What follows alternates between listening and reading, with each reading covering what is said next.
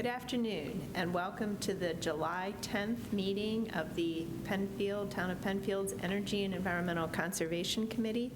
I am the chair, Cynette Cavaliere, and I would like to start the committee introductions, beginning with Kevin. I'm Kevin Berry, Town Board Liaison. I'm Sarah Waterman, the Engineering Department Liaison. Matt Prinzing, Planning Department Liaison. Rygg, Committee Member. Katie Rygg, Committee Member. Pat Schichler, Committee Member. Steve Daly, Committee Member. John Bennett, Committee Member. Cheremeteff, Committee Member. Thank you. Our first order of business today is the review and approval of the minutes of the June 12th meeting. May I have a motion for approval? I'll motion. Is there a second? Second. Okay. Is there any corrections or additions that need to be made? Okay, call. Cheremeteff. For the vote. Oh, aye. Bennett. Aye. Daly. Aye. Schichler. Aye.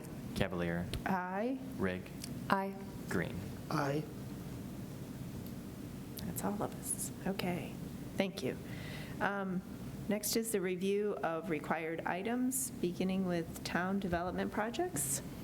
None to discuss at this time. The planning board meeting for tonight was canceled, potentially being rescheduled for later this month. But we're still looking at a specific date for that. It was posted on the town's website earlier today that was canceled. But yeah, so no town development projects at this time. I'll roll right into requests from town board. Also none to discuss at this time. And then for clean energy community actions under community campaigns, we're still accepting clean energy campaign submission forms. I'll just pull up that website here.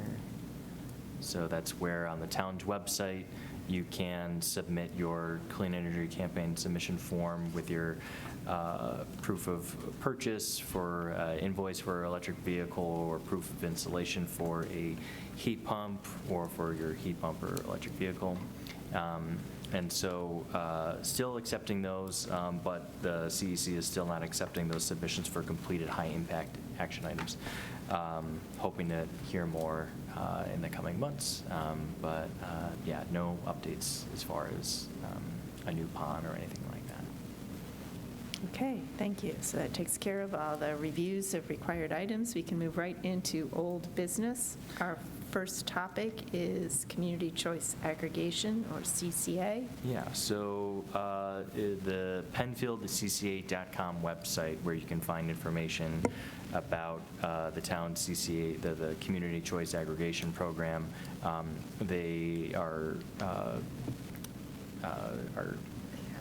yes, they've updated the rates, and I should say it's Good Energy. They updated the RG&E rates for comparison. So you're looking at the 30-day average price to compare for June of this year and then 6 months prior to that. So comparing those to the Penfield Green 50% option and 100%. And then also, so the 12-month average for RG&E was also updated. So those numbers are the most recent that Good Energy was able to add there. The Good Energy completed analysis of the RFP bids and shared them with the town board. Next step is for Good Energy to monitor the energy market for the ideal time to lock in the renewal rates. Town staff are still waiting on a timeline for Good Energy regarding public information sessions for the renewal period. As well as opt-out card mailings. And opt-out, yeah, the opt-out card mailing timelines for that. Okay. And those will be slightly dependent on when the town moves forward with a contract. Right. And the current contract is good until December 25? It is, however, the goal is to have a contract in place prior to the end of this program with over a month prior, so that there's no overlap, there's no gap. Exactly. Yeah. If there's a gap, then the town, everyone would be re-enrolled, and people, everyone in town that's eligible would have to opt out again. So we don't want that to happen. Good idea. Yeah. Okay, thank you for that update. Is there any other questions on that?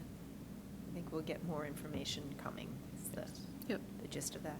Okay, so our second order of old business is the EPOD map revisions proposal. Yeah, so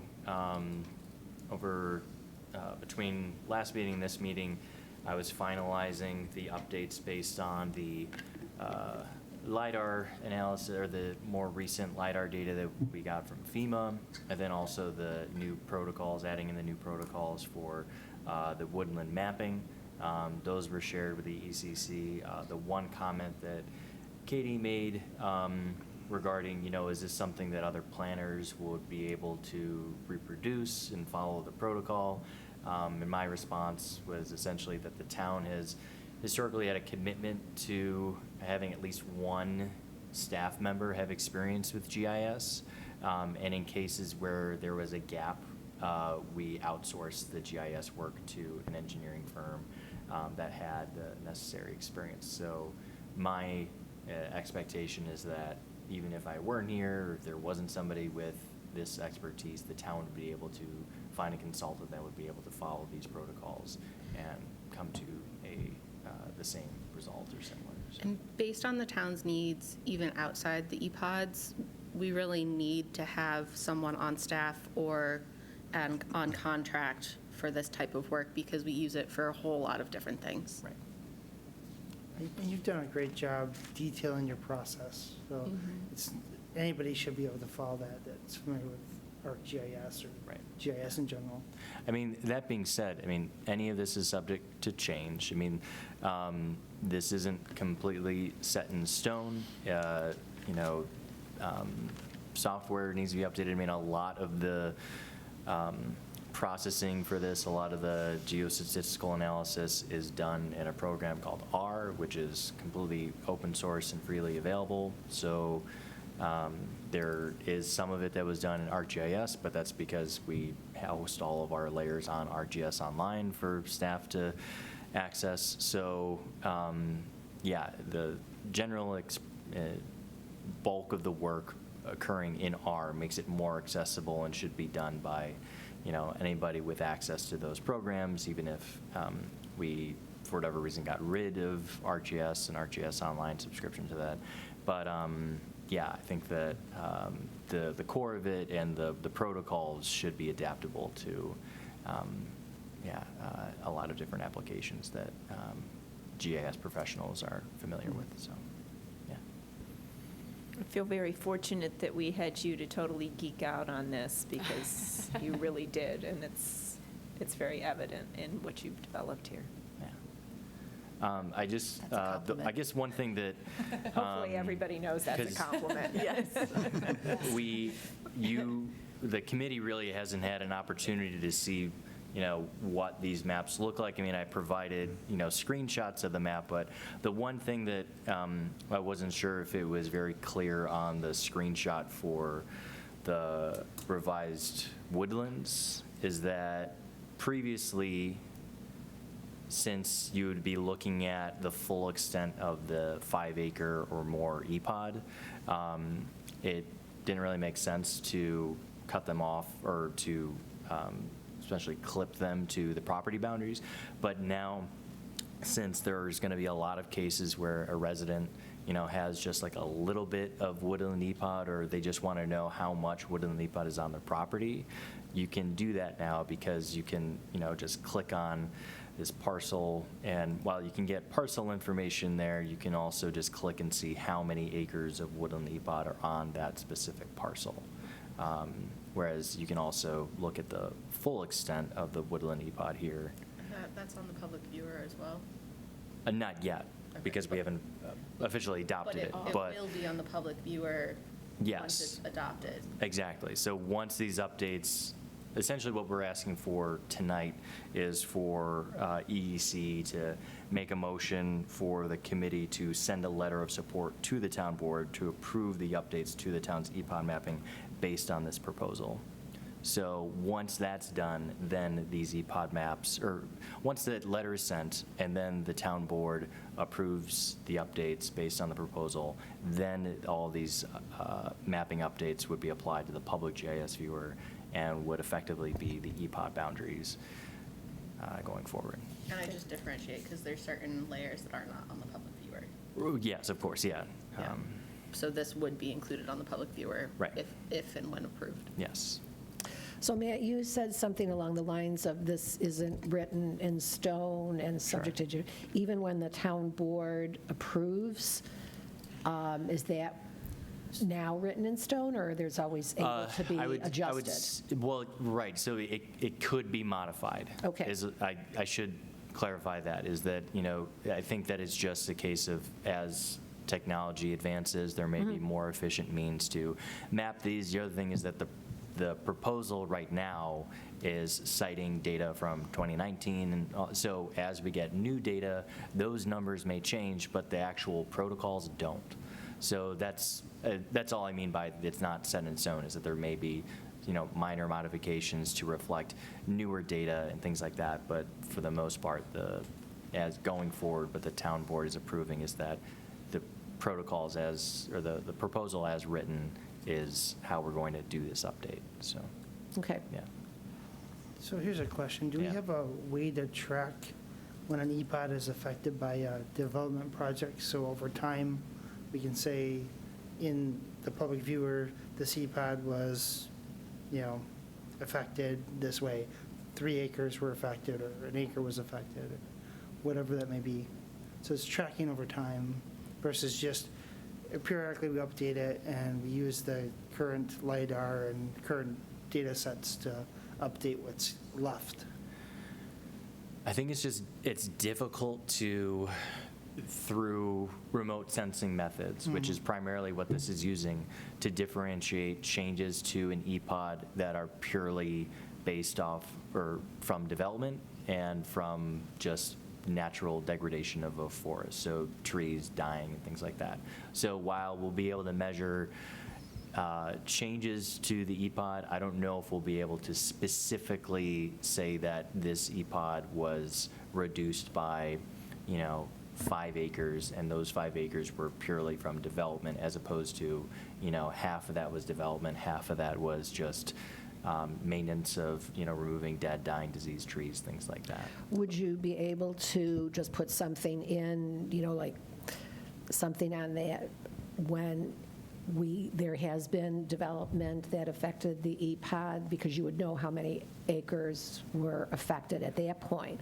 I think what Roy's asking for, and maybe I even think that a more pop-up what on you're- that. I mean, when an EPOD permit is issued, we record the amount of disturbance that is occurring within that EPOD. So I think that's more of the data that we'd be collecting. We wouldn't so much be looking at the remote sensing or how the boundaries are changing Right. strictly in that. But as long as we're documenting the amount of disturbance when we issue an EPOD permit, then we should have a good idea of the amount of development and how much disturbance to the EPODs are occurring through specifically development, not just regular environmental factors. Right, but where is that recorded in relation to these? I wouldn't say that maps? it's in the mapping itself, Right, but it is documented by the town.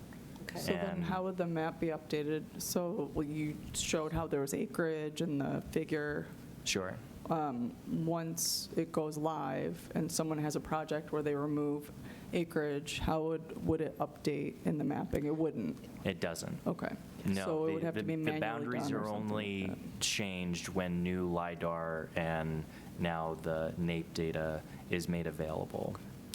Is there something that electronically you can add, when they're looking at a parcel and your cursor's going over that, that something electronically pops up that this is now 2 acres, less or something like that, based on the data from the permits?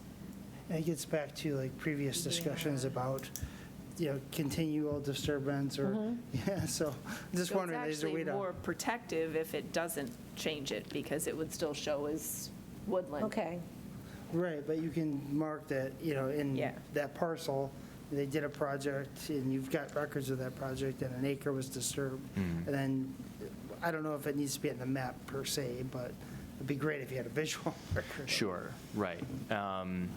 I think that, yeah, something to consider in how do we document development in those EPODs, and how is it accessed by town staff? So it's readily available, like, okay, I'm considering a development on this parcel, and how is that been affected? Yeah, I think it's probably a look into our, I don't know if it's GIS, or we're also looking at, so right now, whenever, or one of the key software programs that the town uses is IPS. And so if there's a permit issued to a property, then it gets recorded in IPS. And if anybody searches that property in IPS, then they have that permit there, and approvals or from planning board, things like that, it all gets documented there. So I would think that that is more or less where that sort of information would be accessible. So it's not necessarily documented in the mapping, it's not visualized in the mapping, but if you wanted to check on this property and see, okay, has there been EPOD permits issued before? If it was, how much disturbance was occurred there? And, you know, how do we ensure that there isn't a case where they're exceeding, or if they're trying to, or if they're, sorry? Segmenting, yeah, segmenting the development over several periods of time, so, yeah. I agree with Matt. That's completely accurate. We realistically would use IPS for that. There's not, following our procedures as is, there's not a method of updating the map per project at this time. But Yeah, you have I to- wasn't looking for an updated map so much as a, you know, some kind of a pop-up that gave information. Right, yeah, and I think Yeah. that that's more how IPS would work, is Okay. that it's not necessarily a pop-up or a map or anything like that, but it's more of a database where it shows you everything related to that parcel in terms of what permits or approvals, or if there's, what am I thinking, like a notice of, yeah. I don't know what you're thinking. Yeah, anything, I'm trying to think of what the building inspectors, if they have holds or things like that, that would also be on the property. Yep. Seize work orders, things like that. So that's, I think that would be the more comprehensive area to search and ensure that have that list of disturbances. So is that a required data element that's captured now in IPS? Yes, yeah, Okay. Yep. yeah. You put an Yeah. IPS layer on here, so you know, have your notes about the property. That's what I'm I looking mean- for. There It's is, just a raster, like, you know. It's very possible that in the future, there's more integration with GIS and IPS, or an IPS-related system. That would be my preference. I would be surprised if the town put all of the permits That for too, each sure. property Not all of them, online. Yeah. Yeah. And to get what you're looking for at this point, we would have to be sharing the EPOD permits online. You could foil for it. You can absolutely foil Yeah, it absolutely. at Yeah. any point.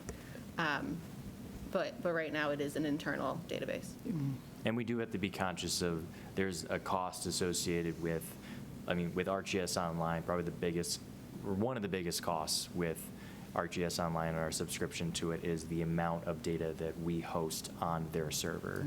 So the mapping here, I could have just put in like the raw LiDAR data, but they would have been like, I don't even know, like hundreds of gigabyte, and it would have cost. But this is just a way more efficient way to host it in a more simple polygon layer that shows the boundary of where the EPOD is, rather than all this 3D data. So, Sure. Okay. Are there any other questions or comments? I believe this is kind of the perfect outcome for us in terms of what he's done with the mapping accurately reflects what we believe is a good version of a woodland EPOD. some of the prep work, Matt kind of also revealed or gave me the statistic that 41% of the woodland EPODs are also aligned with another EPOD. Of the newly added. So.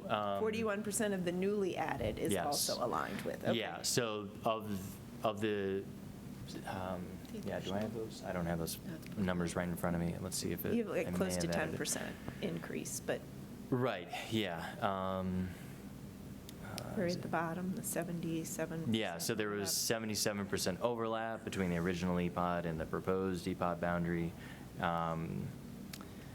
The area removed from the existing EPOD equals the 1,267. So this area added at 1,797 acres. 41% of that overlaps with another EPOD.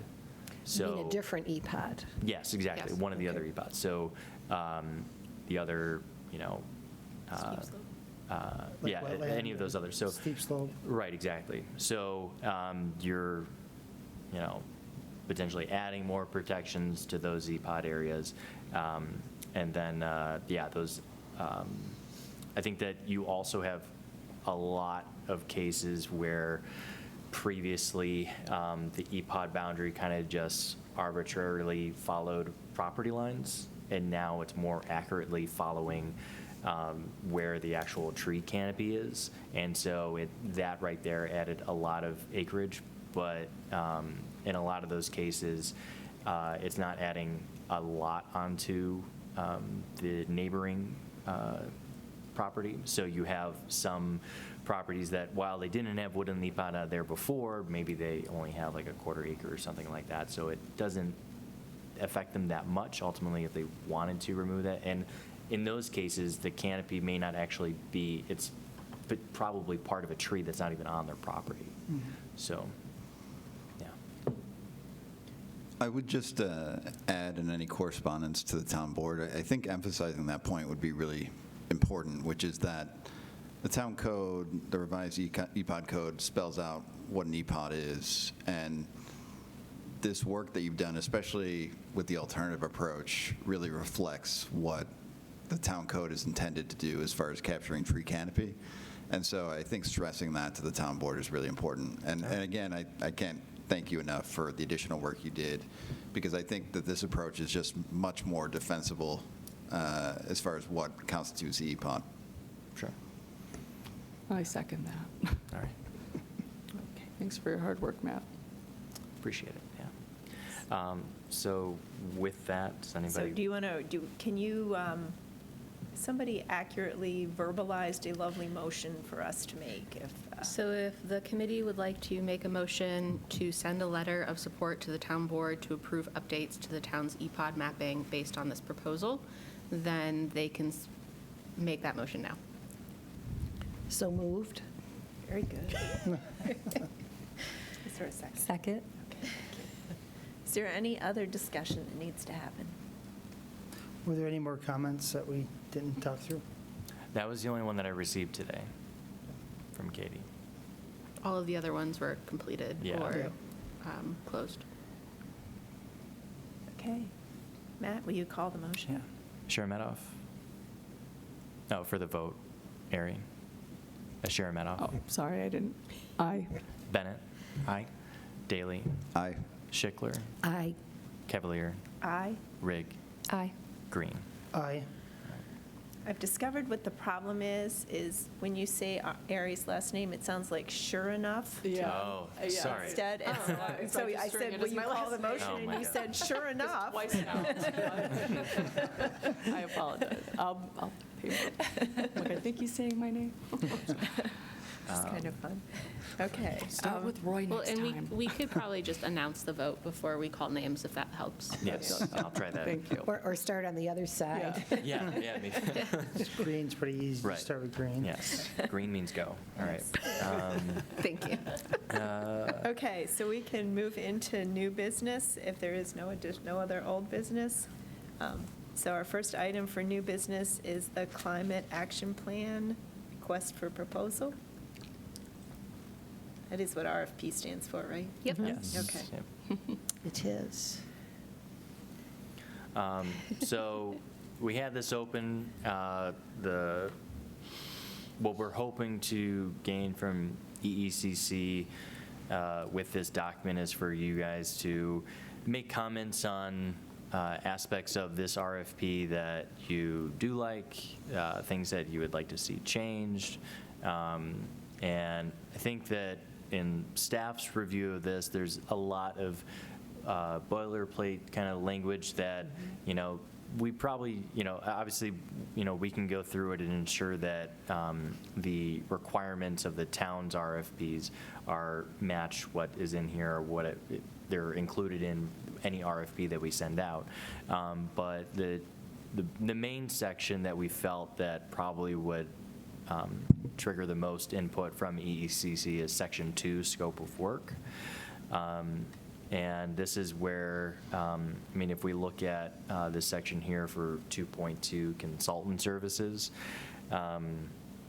one thing that I actually noted in, we had reviewed climate smart communities. I'll zoom in here.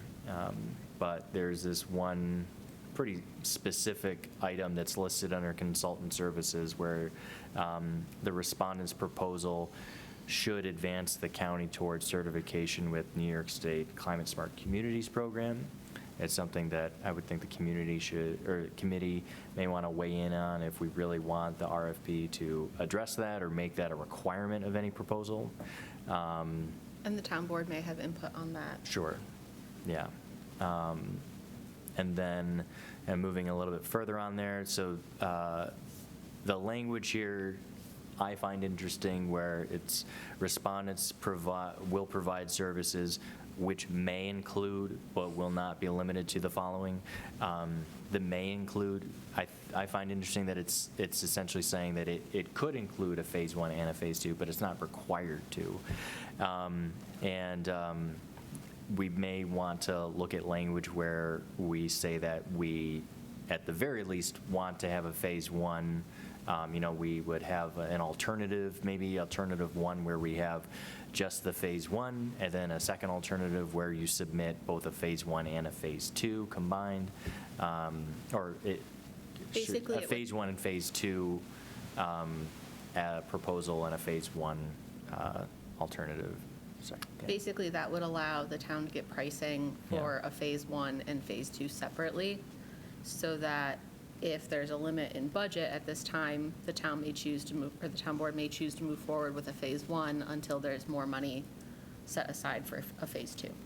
If that were the case, would you still be working with the first contractor, or would you have to submit another RFP?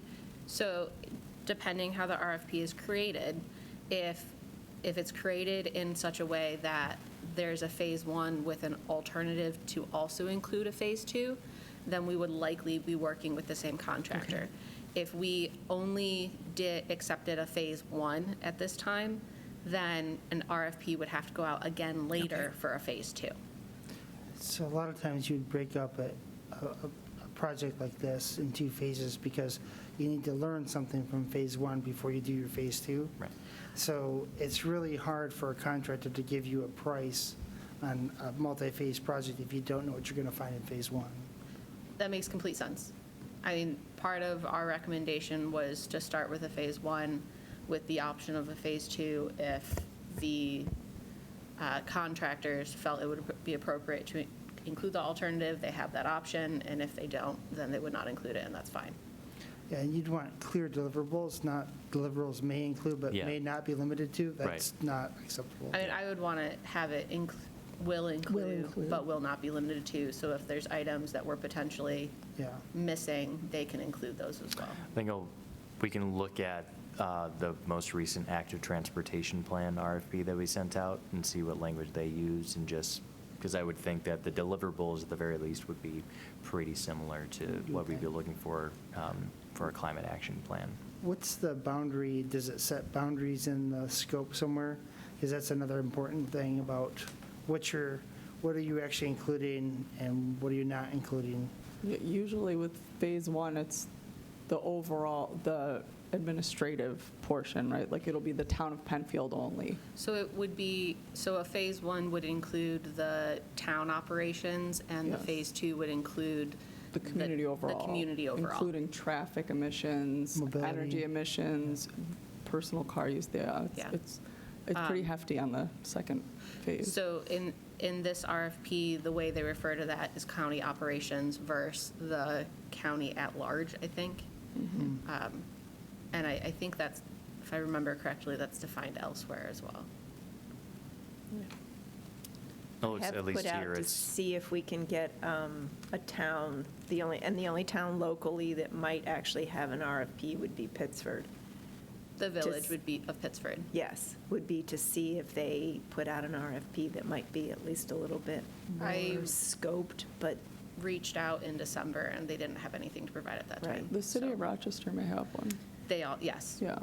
Just the Village of Pittsford, Brighton, and City of Rochester have completed CAPs at this time.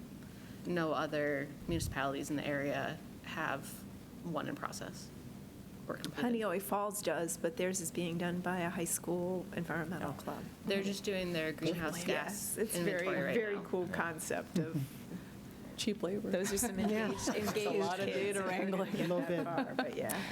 Would maybe Ithaca be a community to look at? They relatively, Go outside yeah. our zone. We can look into it. I'd stay within New York State, but yeah, definitely look at it.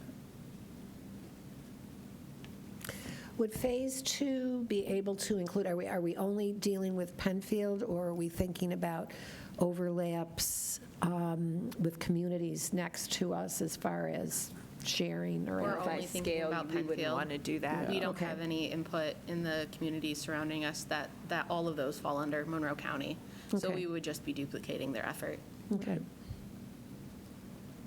It would be nice if Monroe counties were parsed in a way that we could just use their data, but I'm not quite sure how they're divvying up Right. their record keeping as well, but. And we are in contact with Madison Quinn regularly, and she's happy to help with anything, so we'll continue to have regular check-ins, and if there's anything she can provide, I'm sure she will. Okay, can you give us just a timeline on if everything were to go to a plan? What kind of timing are you hoping for to have an RFP developed and being able to send it out? We have money in our budget this year from a grant as well as our regular budget for a community action plan. So we would be hoping. climate action plan. Climate action or community? Yeah, thanks. A climate action plan. So we would be looking to have an RFP out sooner than later. Does When's your that money fiscal year? expire at the end of the year? Huh? Does that money expire at the end of the year if you don't start the process? If we have a contract, it can roll over. Okay. The grant money, that. That will go away. That won't go away. It won't go away? No, as If long- you have a contract? Yes. But if you don't? As long as, my understanding is as long as we've started the process with an RFP, then we still get the grant, Okay. like, we get to keep the grant money. So we got to roll this out Yeah, quickly. so at minimum, this year, we're looking to get a contract. Okay. And your fiscal year's December ends? Yes. With that, we would want to have probably, I'm sorry, I'm trying to do timeline in my head. We would want something going to the town board probably by September at the very latest, so that by November, they could approve a contract. Yeah, it's a short timeline. I mean, for an RFP, that's not terrible for the town, like, town staff to work on. For this committee, like, to review all of the details of it, it might be tight. But I can tell you, we've done RFPs in 1 to 2 months. Like, that's not uncommon for us. So how long does that timeline give potential respondents to get it from when it's issued to the deadline? So the RFP would need to be out by the end of August, I think. Yeah, probably usually end a of month, August at the it's always- latest. Yeah, a month of 40 And then they have till when to respond? Generally, they have 2 weeks, sometimes up to 4, depending on the RFP. Okay. would we need to approve the RFP before it went to the town board? That is not how we've done the process before. Okay. Because that would make it tricky for the timing. What if you did So what if you did an RFI, request for information, and get interest from contractors and input on your plan? Would that still be enough to count the contract process? not to keep the money to roll over. How, I'm sorry, Matt, you can go ahead. Well, I was just, as long as we have the RFP out, isn't that enough? Like, we would essentially get the RFP, like, we don't have to award the contract Yes, this we do. year? Oh, For the budgeted money to roll over, we have to award a contract. okay, Because we have to know who that money is going to. gotcha. And that's your piece of the budget, not the... That's not our the- piece of the budget. not the grant piece. The grant money. Yeah. I'd have to double check what the time frame is for the grant money. I haven't looked at that since I've been back. Okay. Sorry. So you're saying, forgive me, I missed this point, the end of August is to get the RFP to the town board or to actually issue the RFP? To issue the RFP. Okay, so I mean, as far as our input goes. It depends what the expectation of this committee is. This committee has done things slightly unorthodox before, which is why I'm giving you the information the way I am. So no, we haven't had committees review RFPs before. If this committee made that request, we could potentially bring it to the town board. I can tell you it will 100% delay the process, like Right. definitely delay the process than if just staff were working on it. But because of the way this committee has run before, I wouldn't be surprised if that was a question. So like, So you just want our opinion on what should be included? ideally. Perfect. Relating to that, so I feel like climate action plan is kind of like a term of art at this point, but is it even feasible to focus on climate adaptation and resilience at this phase, or is that just like, that's something you always do later, after you do phase 1 and 2 of the climate action plan, then you do adaptation and resilience? I guess I'm just curious, like, could we do adaptation and resilience now? Technically, that's possible. But not typical. What'd you say, Erin? But not typical. Well, I can't define either way. So we're not, my expertise on this is more based on our region for what the standard currently is. And our region doesn't have a lot of climate action plans in process or completed for municipalities. I can tell you in this area that Brighton, the city of Rochester, and the village of Pittsford have completed climate action plans, as has Monroe County. I can tell you that Gates is in the process of a climate adaptation and resiliency plan. They do not have a climate action plan or are not currently completing one. I can tell you that what they're currently working on focuses more on which one is it? Mitigation? Mitigation rather than adaptation, because that's realistically what their town is more likely to be able to do right now. But what are they basing their mitigation on? Like, what's their baseline? I don't have an answer for that question yet. No. Like, usually you do these to create a baseline, Yeah. and then the goals are set in this, and then you go to the adaptation and the resiliency from there. Well, I understand that from like a mitigation perspective, like we're going to reduce our emissions, so here's what we're going But to how do do, they as know what their opposed to. emissions are? Well, but that's what I'm saying. But like, to me, separating from what our emissions are, like, here are the effects of climate change that we anticipate in Penfield. That's what like a resiliency and adaptation plan would focus on, at least in my So- vision. Well, the action plan provides the baseline and then the plan to get to the next steps, and then it sets goals every 5, 10, whatever Yeah, years. so But that- adaptation and mitigation Right. can sometimes be part of an climate action plan.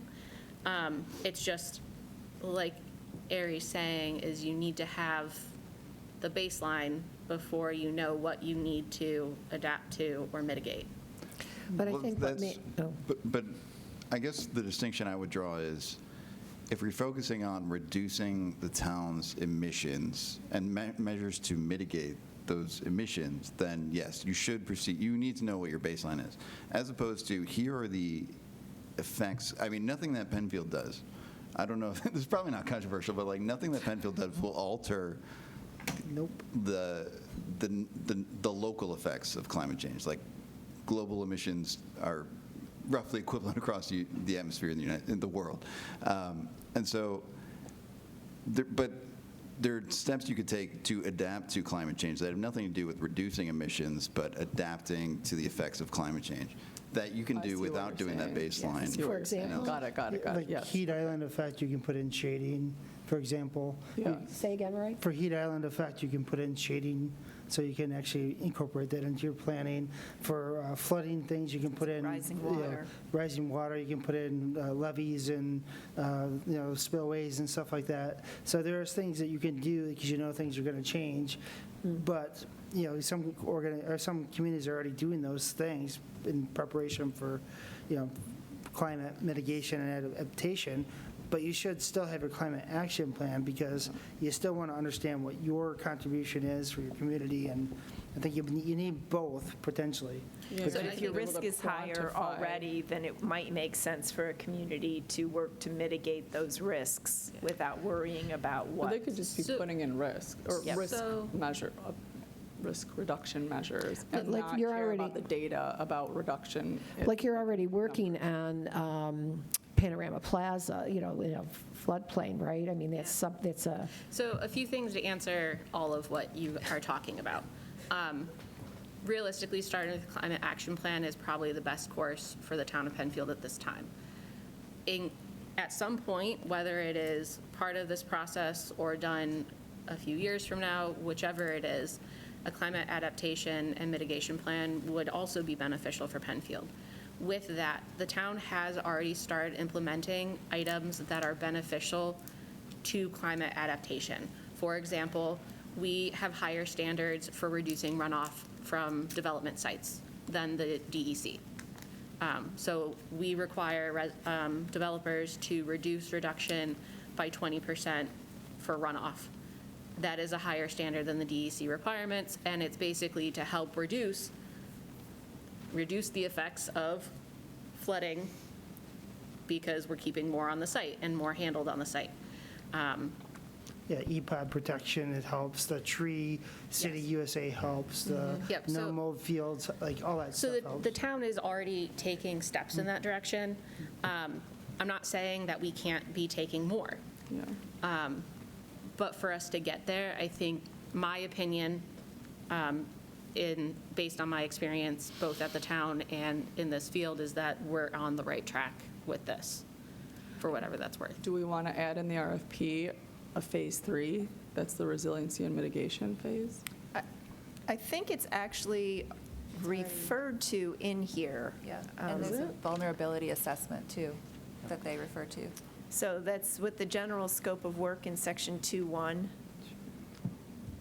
So you have future phases may include, but not limited to, climate vulnerability assessment, climate change resilience plan, and additional planning initiatives to further the county's climate action plan priorities. So this kind of gets back to the permissive language that was at the start of like, you may include a phase 1, or you may include a phase 2, you may include future phases, things like that. So I don't know if we want to include essentially this exact phrasing, where we're basically saying that for the most part, like our main priorities are an alternative that shows a phase 1, an alternative that has a phase 1 and a phase 2, and if you have the resources or based on the consultant's abilities, their expertise, you may include climate vulnerability assessments and things like that. Is that something that seems Yeah, I reasonable? mean, my opinion, based on now understanding what you're looking at, I would put that in, right, like you have the A part, B part, and then they just have basic language. They're like, oh, maybe we'll put out an RFP for this in the future. I think that should be included as like An alternative? an alternative, yeah. Okay. Because if you're going to start with the one, you this is the final goal, right, is to get to that step, Sure. Should all be included. Okay. It's just my And consulting opinion.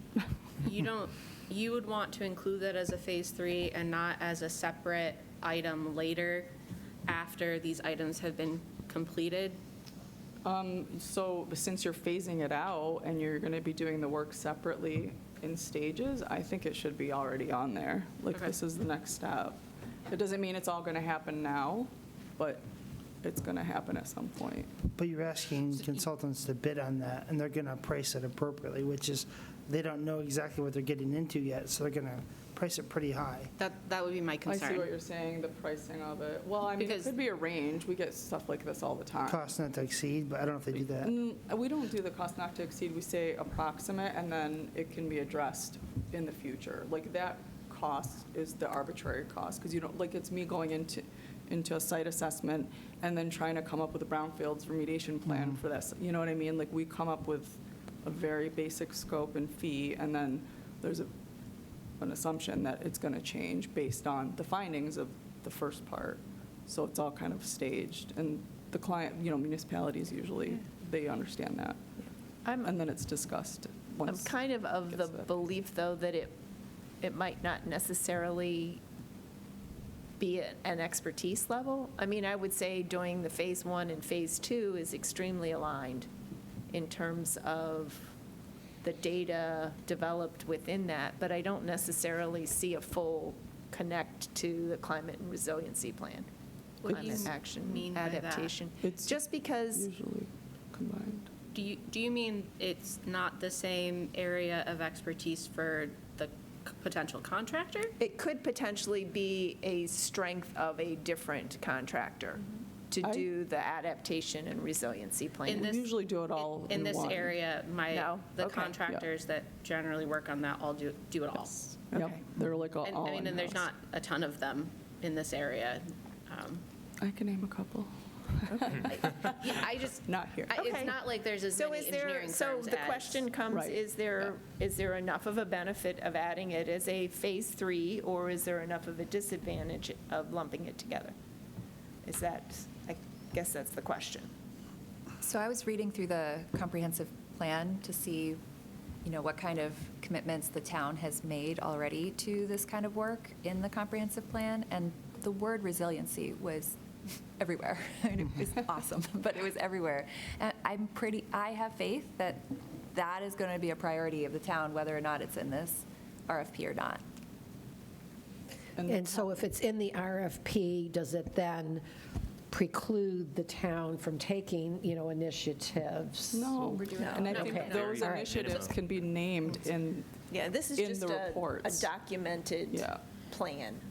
So it's not, So just so it's clear for everyone, right now, we're talking about these being 3 separate phases. It is most likely that the way that we would format it would be that there would be the first section, which is the climate action plan, and then there would be 2 alternates where they can also provide a bid for a Phase Uh, 1 and 2. of phase 1 and 2, and then also provide a bid for a climate resiliency plan based on what we're talking Yeah. about. Well, So- a phase 1 and 2 and Yeah. a resiliency plan? Yes. Right. So those would be 3 different items. We would have the first one for the municipal operations be a requirement, so they would be required to give a bid for that or a proposal for that. The 2 alternates, they would not be required to give a proposal for. And that's just because of the way that the town could potentially move forward with it. The town board might not have the funding for all of the, like, the original and the 2 alternates at this time. So they may not move forward with that at this time. So that's, just so you're clear. and that makes sense, but most firms that are going to bid on one are going to bid on all 3. Oh, absolutely, It's just yeah. going to be, the contract will be issued for phase 1 only, Yeah. and then phase 2 eventually, and it might not be issued to the same firm.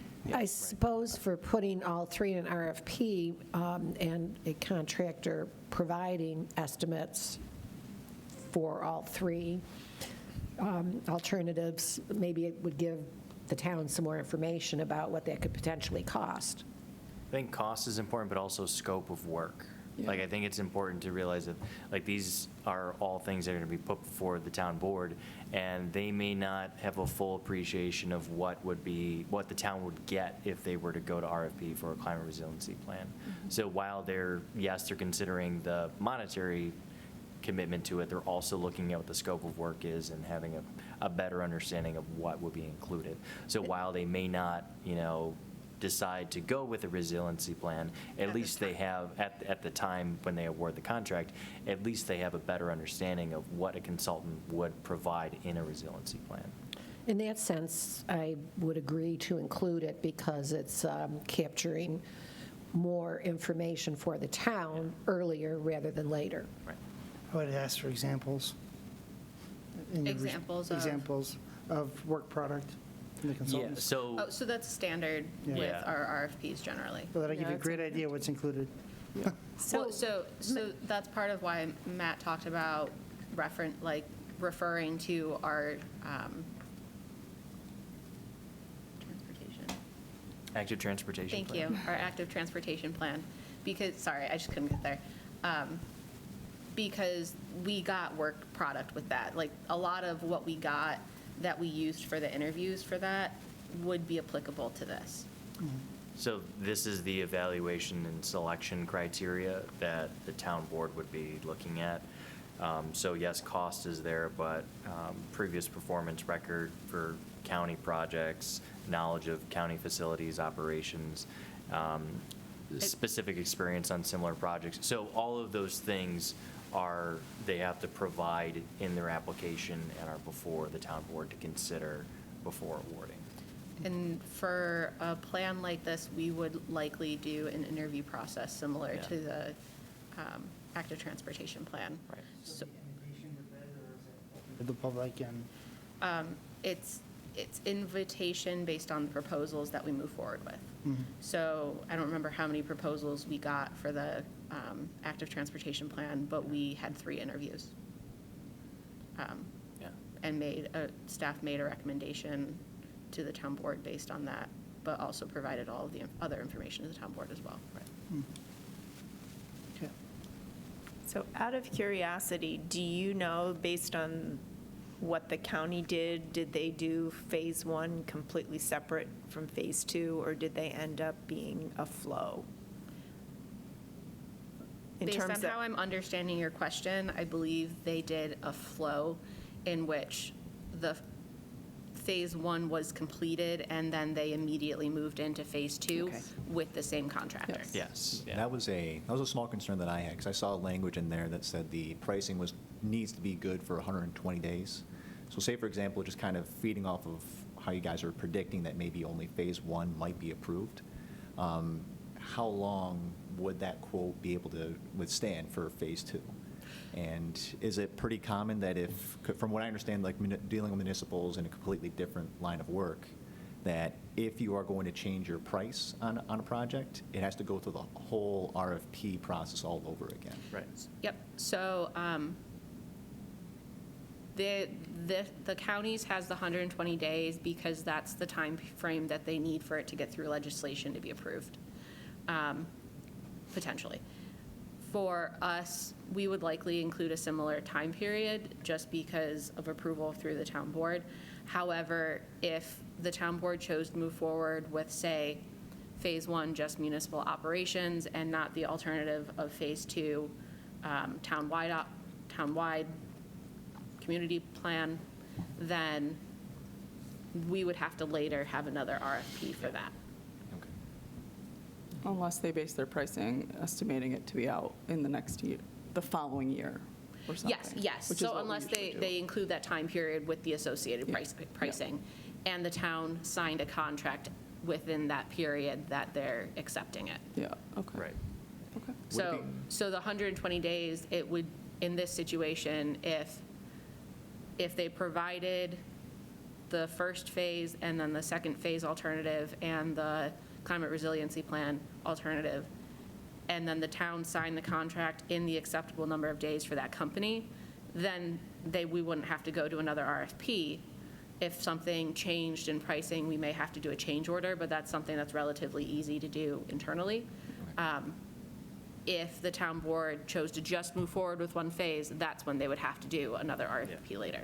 So is there a time extension ability? So like, let's say phase one is taking longer than the contract originally said, can you extend the contracts? If there's already a contract in place, yes.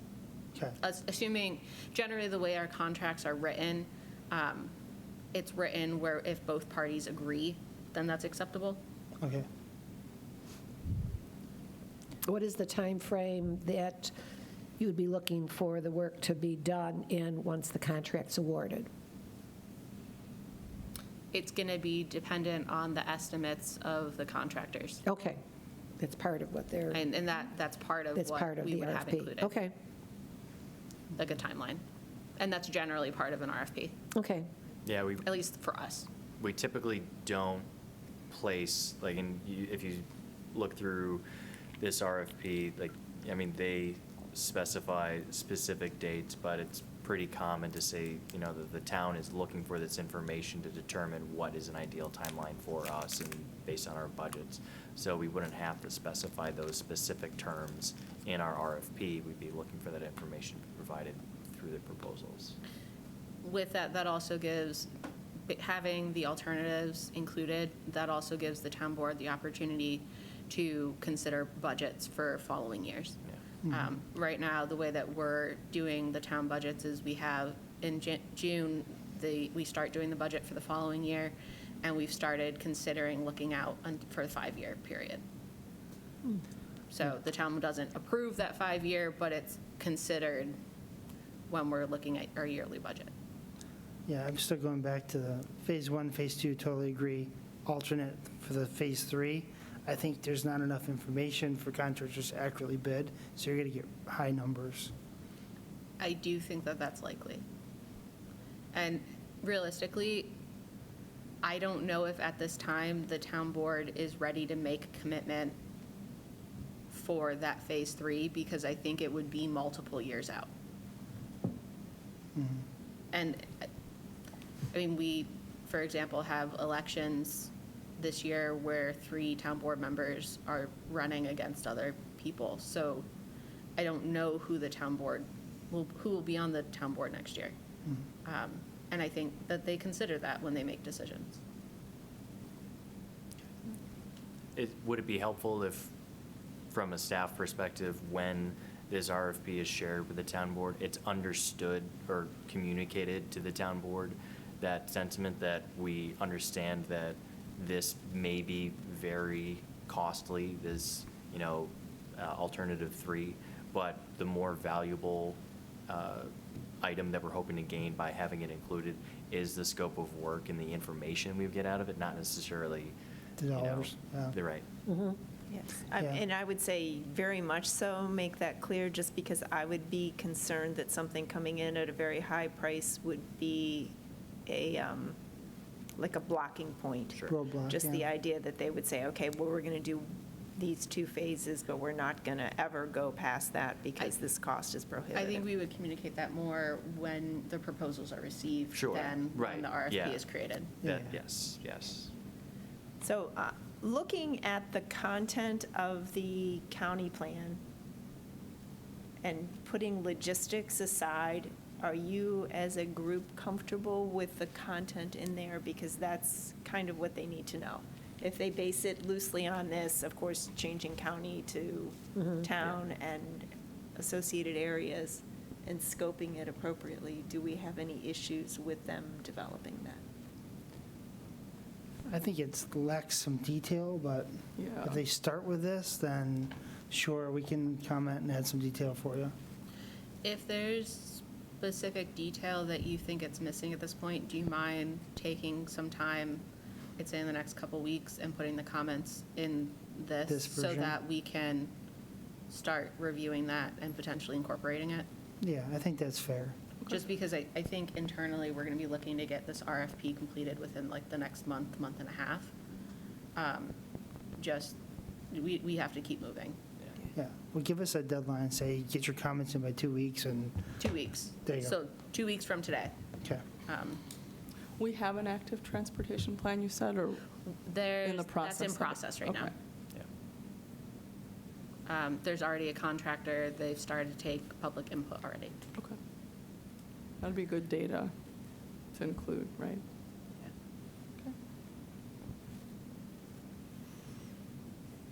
Well, the methodology for the RFP is probably the good data also in terms of that. That was What a do you mean? successful RFP leading to the Oh, I think you're selection talking of- about two different things. No, I'm thinking data for actual data Oh, okay. collection. Yeah, as Okay. part of the. Well, all of the as part- data yeah. becomes good data. Yes. All of the actions that the town's taken so far adds data. The Yes. energy Yep. management system Yep. adds data.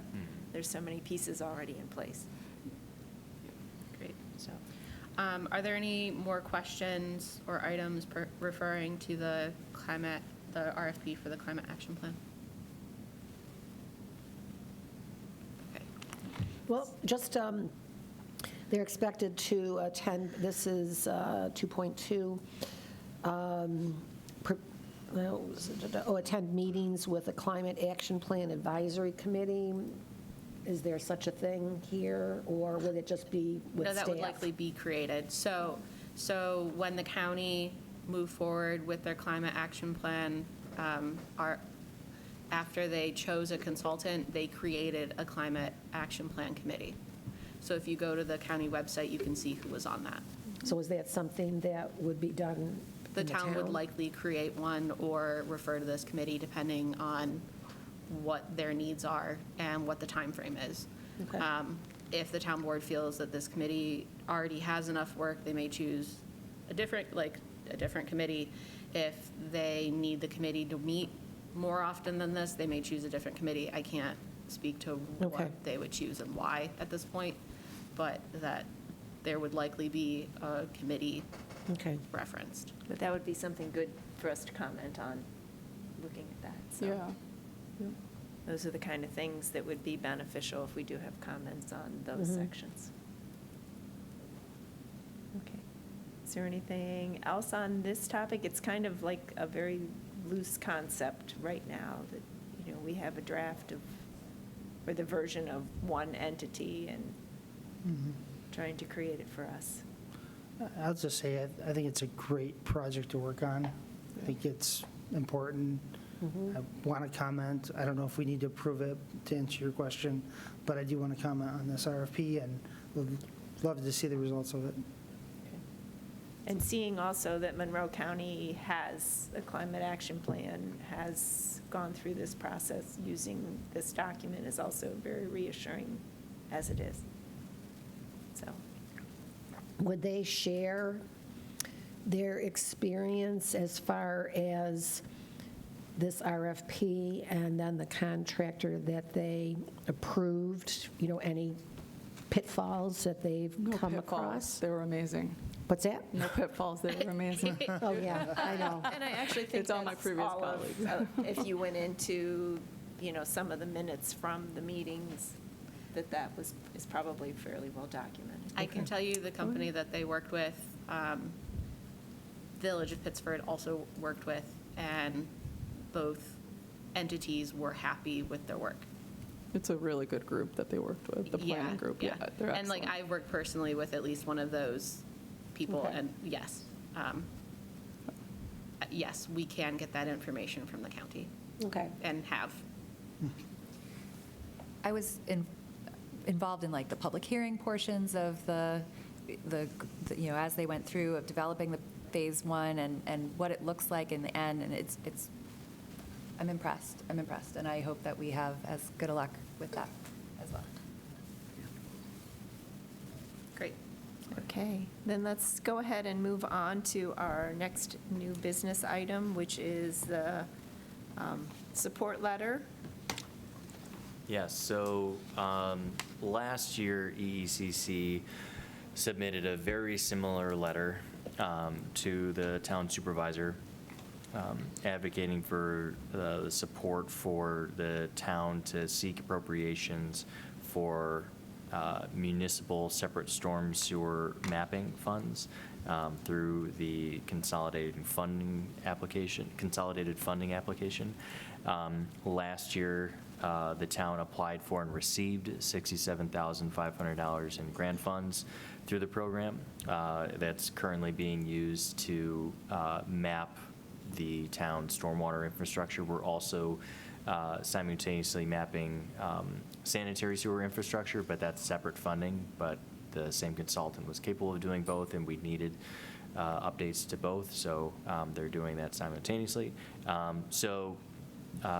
Besides that, we're just asking for EECC to essentially approve this letter as it's currently written, that acknowledges that we received the grant in 2024 and we're looking to go for it again here.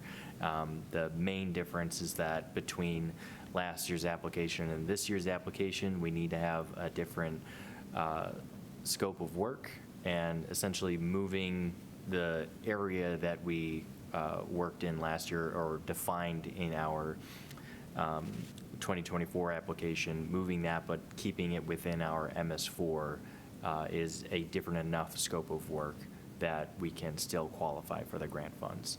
So yes, that's Can you make it a little bigger for them to read? yeah, absolutely. Is that enough detail to indicate that just by saying that it's beyond the area of interest included in the 2024 application? In the Yes. application, Okay. So there are several yeah. maps that are required, and the map that I've created very clearly shows this is what was included in our 2024 application, this is what's in our 2025 Okay. application, this is the MS4 boundary, and we're well within the MS4 boundary. It's still including areas that are within the floodplain, which is highly considered, and then it's also including a portion of the town that is considered a disadvantaged community. So both of those are in Racking up the continuity of what points. we had last year and helping increase our chances of getting the grant. But yes, the simple answer is yes, this letter as written, it provides enough information. Yes. Okay. Yeah, I think we should do it. Can I have a motion to approve this letter as written for Sarah to submit on our behalf? Sure. I'll motion it. Okay. Can I have a second? Second? Okay, is there any discussion? Okay. Green, Aye. Rygg, Aye. Cavaliere, Aye. Schichler, Aye. Daly, Aye. Bennett, Aye. Cheremeteff. Aye. Okay. See, that worked Thank you for doing that for us, Sarah. And I will say, Matt took my letter from the previous year and updated it, so I didn't actually write this one. I guess I just started it last year, Yes. Okay, very good. just to give credit where it's due. Okay. Our next, we're up to upcoming events. Yes, so the one listed there is for the Saturday brush drop-off. A reminder that brush drop-off services has moved to a new location near Penfield Road and Gloria Drive. Access point for the site is located south of Sweets Corner Road at 2143 Gloria Drive. Accepted materials for drop-off include branches and shrubs. Items not accepted, large stumps, leaves, grass clippings, concrete, or other debris. So there's that event this coming Saturday, July 12th. One other event that was sent to us is that there is two organics management plan for the county. The county is hosting two information sessions, both on July 23rd. There's a virtual session at 12 p.m. and there's an in-person session at 6 p.m. and that's at the Monroe County Brighton campus. I'll include a link to this pre-registration form in the minutes. But if you're part of the public and you want to register for this, it's just search on Google Monroe County OMP-public input, and that should bring you to the county's website that has that information.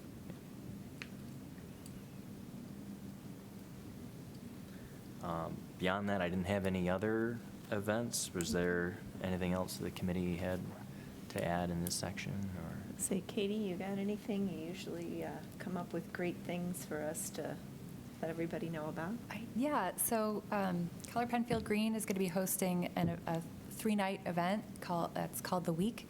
I don't know if anyone is familiar with this program, but the idea is that you kind of, the first night you experience what is coming with the climate crisis, and you do a 45-minute to an hour-long documentary, and then you kind of talk about it with the folks in the room.